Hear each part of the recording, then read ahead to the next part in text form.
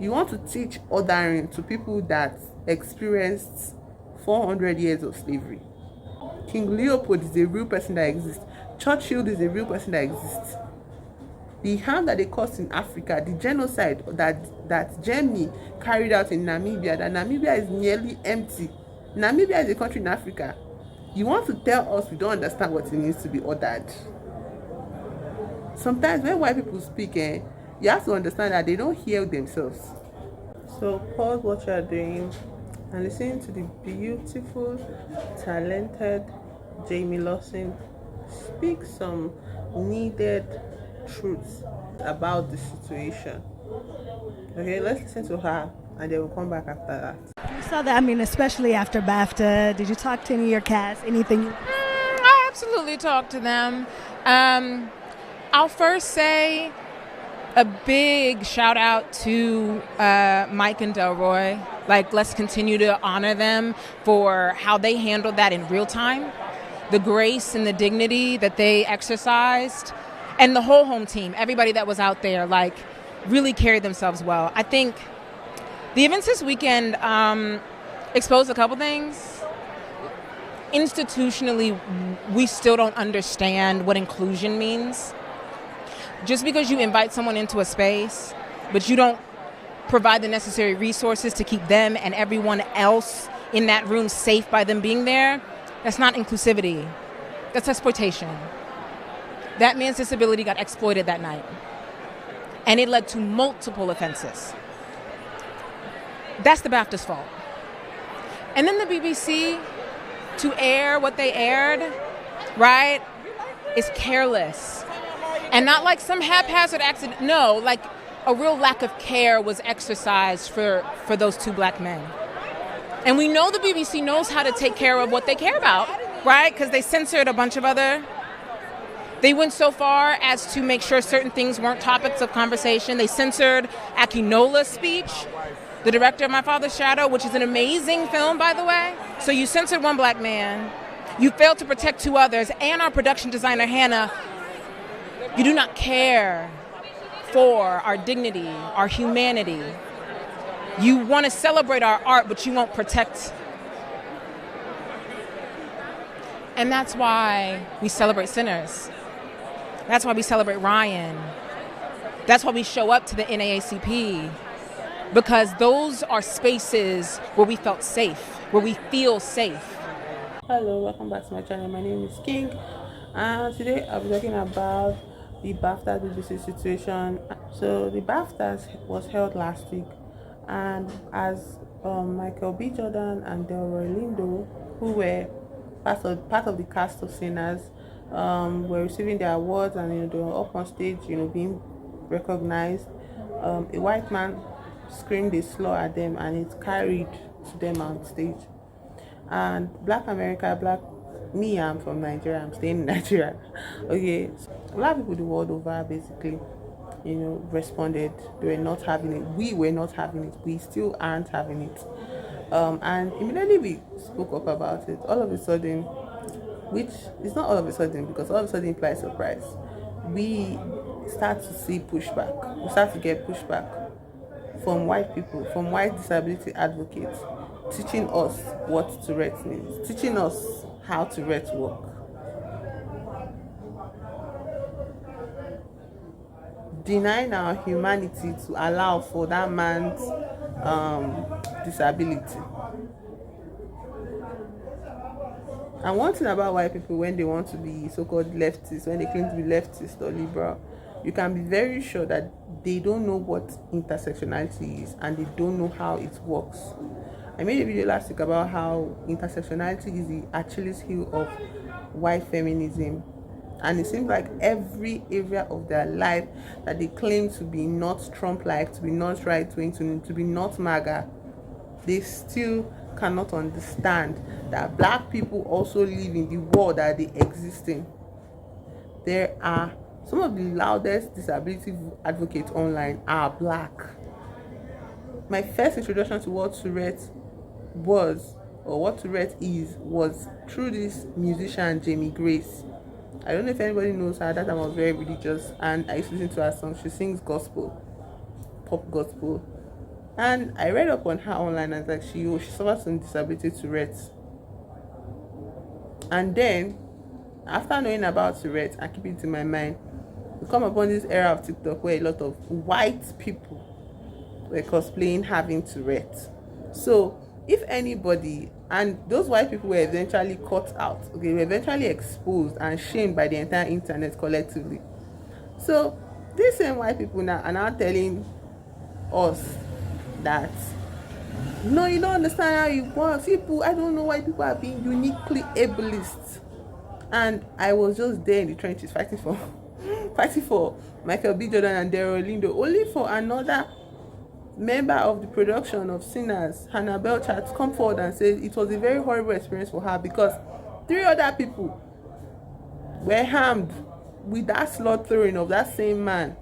And like, who the hell is this man, John Davidson? He was also being given an award for his movie centering his disability. Black people kept on advocating, basically, let's say the word, advocating for the dignity and for amends to be made to these men who were having their moment of like glory, okay, in a stage or on a stage that was made by white people at the heart of the colonialist empire, Britain, where people were speaking up about it. They were trying to shut us down, which unsuccessfully, because I see no people till tomorrow that are still talking about it on behalf of Michael B. Jordan and Daryl Lindo, talking about it, speaking for them. They're not telling us that, oh, we are uniquely ableist. Do you understand what, like, before you begin to understand what it means to be ordered, you need to speak to a black person first. Because at the end of the day, a white disabled man is still a white man. He's a man, he's white, before he's even disabled. That's just the truth about it. You're not going to demand of my understanding from such beneficiary of this system that we live in right now. You're not going to demand my understanding against 2 black men that have faced institutionalized racism right from the time they decided to start being an actor. Each of them, both of them. It's so wild. And then it's not lost on me that this is coming on the heels of what ex-Prince Andrew's outing of his participation in the Epstein files, and him being disgraced and kicked out of the royal whatever succession, or which is unimportant. That man should be locked up. It should be locked up by now. The reason why I feel another thing is like it's just a distraction tactic, divide and conquer tactic, is because Warner Brothers got wind of this and begged BAFTAs, begged the BBC not to air it because of how much struggle, how much problems to create. And BAFTAs were like, yeah. And BBC was like, yeah. And they still aired it. Akinola Davis, that did My Father's Child, that was getting an award for his movie, said free Palestine in his speech, and he was censored. They censored a black man, but they put a mic 40 rows back on a white disabled man to say every kind of racialized slur he could think of to black people being on stage.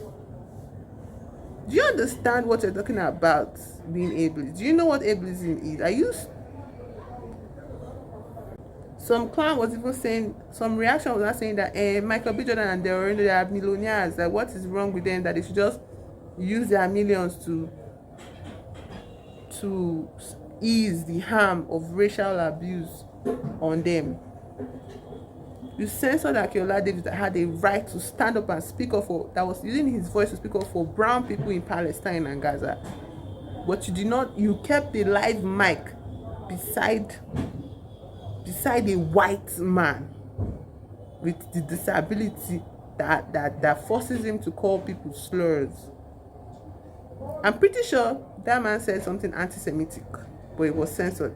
I'm pretty sure that man said something homophobic, because there are a lot of white gay people, white Jewish people in that audience. They censored it. But it's okay for them to say the N-word. But it's okay for them to throw the N-word with the hard R as 2 black men on stage. No apology from the communications teams. No accommodations to say, oh, we're so sorry. This man with the mic there did not feel the need to give a public apology to Michael and to Delroy.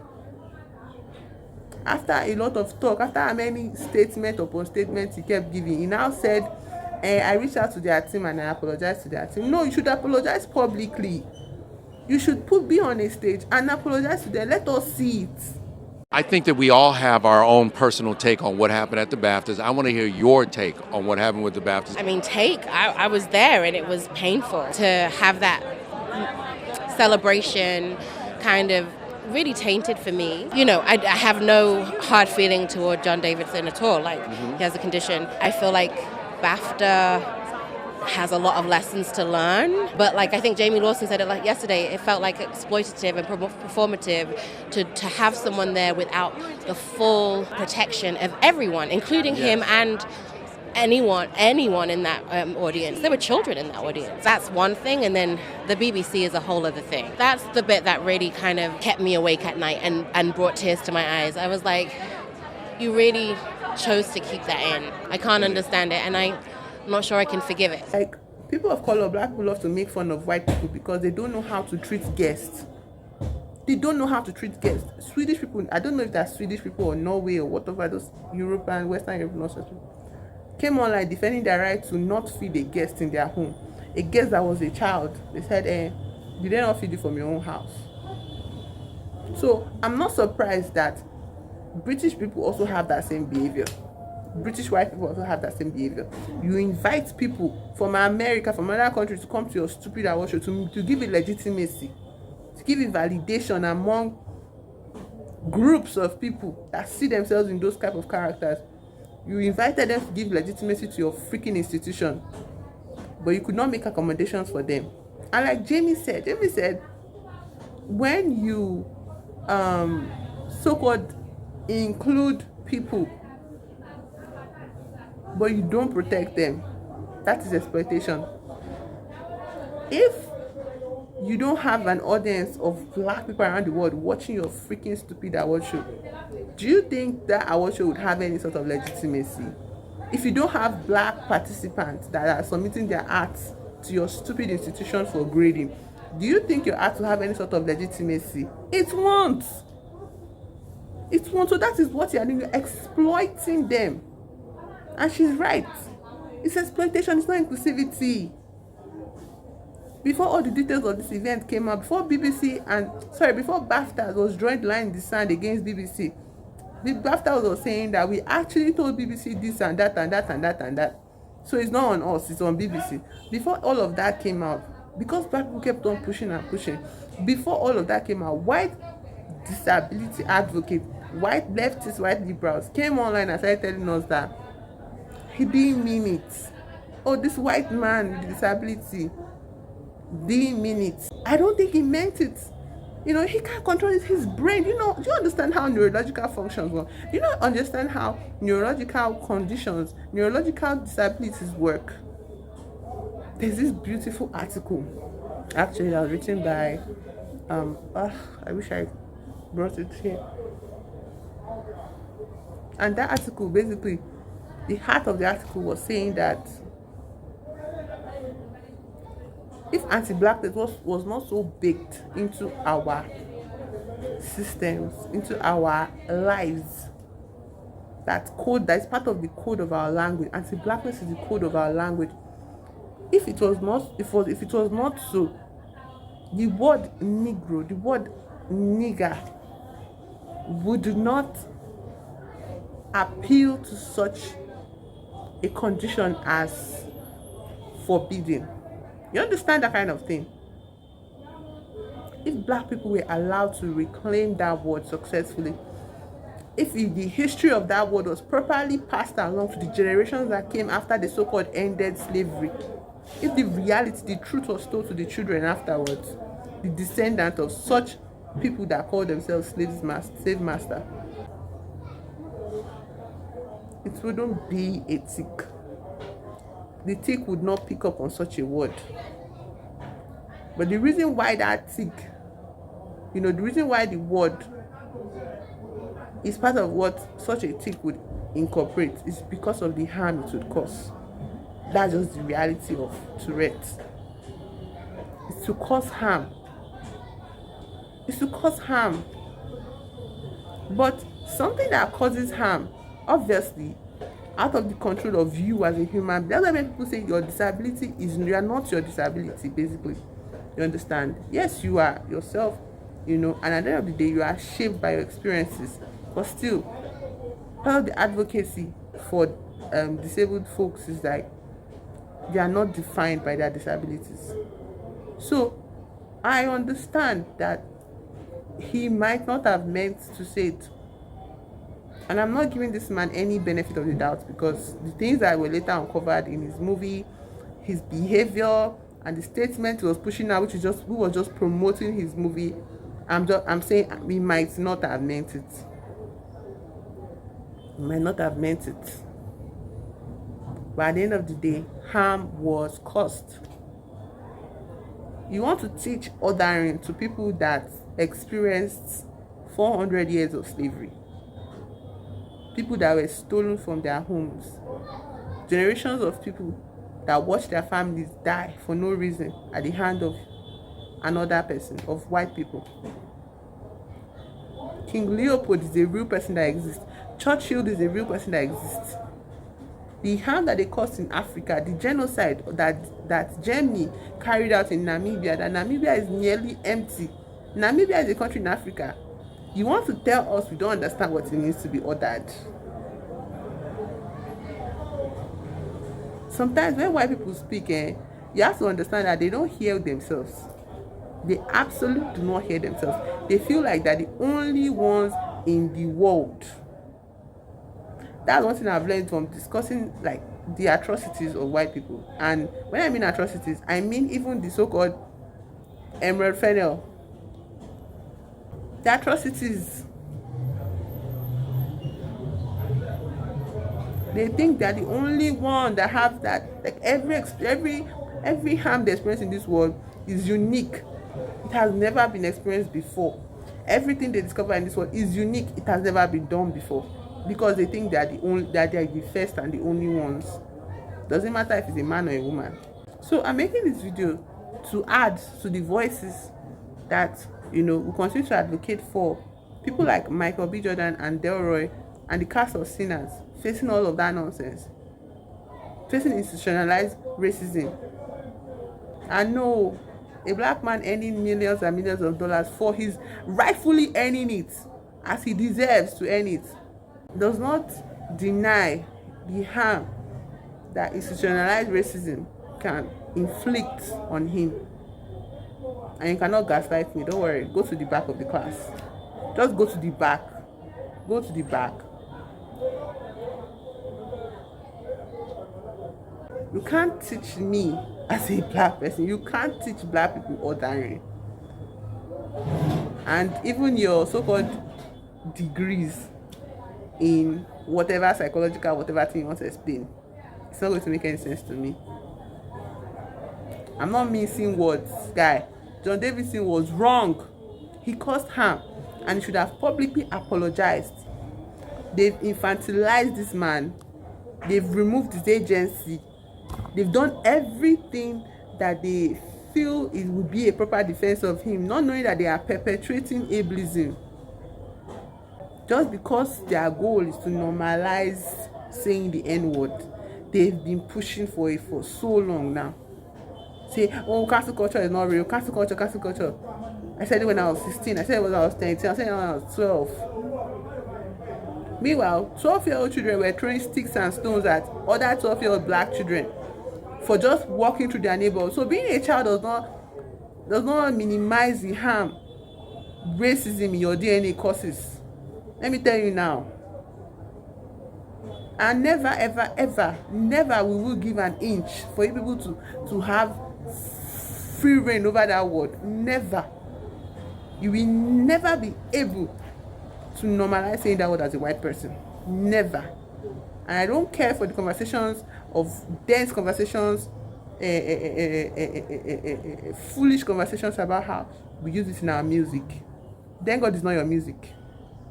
It is not your music now. It is not your music. It is not for you. Now what? I'm so happy that our conversations, our pushback was not for nothing, because at the NAACP awards, Ryan Coogler mentioned it, Michael B. Jordan mentioned it, Quinta Brunson also affirmed it, and then we had this moment with Jamie Lawson. So that's what I have to say, all the way from Nigeria. No, you are not allowed to use it, and your intent does not erase impact. You harmed somebody, say sorry. If you can say sorry to a bloody queen, a monarch that used millions and millions and millions of you people's tax to pay and silence the victims of her useless son Andrew that was raping children, she used her money, she can use her money to do that, and she still has a legacy where if you say fuck the queen, you have to apologize, and you feel the need to apologize immediately, but you cannot apologize to two black men that have done nothing to you, that are just receiving the rightful award for being stellar artists. If you cannot feel the need to say sorry after doing such a thing, then you are what we say you are. You are a racist. End of the conversation. Bye bye.